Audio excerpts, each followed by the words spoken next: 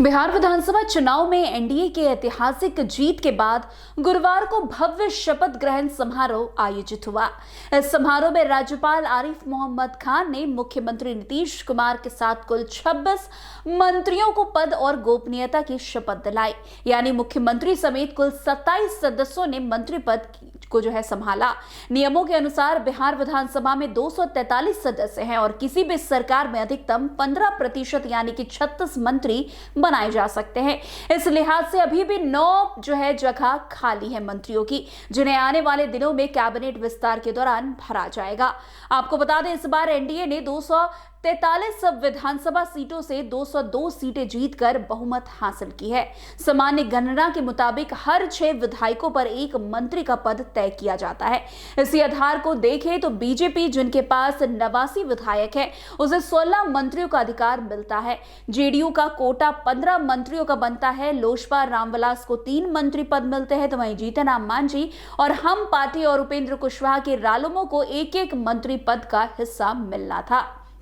आपको बता दें कि मौजूदा कैबिनेट पर नजर डालें तो भाजपा के 14 मंत्री शपथ ले चुके हैं, जबकि उनके 2 पद फिलहाल खाली हैं। जेडीयू की स्थिति और भी स्पष्ट है। 15 के कोटे में से अब तक केवल 9 मंत्रियों ने शपथ ली है, यानी उनके पास कुल 6 अभी भी पद खाली बताए जा रहे हैं। लोजपा रामविलास से 2 मंत्री शामिल हो चुके हैं और 1 पद अभी भी बचा हुआ है। तो वहीं हम और रालोमो के हिस्से के एक मंत्री पहले ही कैबिनेट में शामिल हो चुके हैं।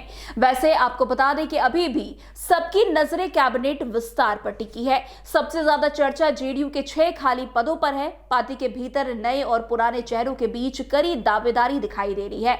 भाजपा भी अपने 2 खाली पदों के लिए जातीय समीकरण, क्षेत्रीय प्रतिनिधित्व और संगठन की रणनीति को देखते हुए फैसला लेगी। लोजपा रामविलास के तीसरे मंत्री को लेकर के भी राजनीतिक हलचल है, क्योंकि चिराग पासवान ने पिछले कुछ सालों में एनडीए में अपनी अलग पहचान मजबूत की है। वैसे आपको बता दें, कैबिनेट विस्तार इसलिए भी महत्वपूर्ण माना जा रहा है क्योंकि यही तय करेगा कि एनडीए के भीतर शक्ति संतुलन किस दिशा में जाएगा। क्षेत्रीय प्रतिनिधित्व, सामाजिक समीकरण और राजनीतिक भविष्य, इन तीनों के आधार पर सीटों का चयन होना तय है।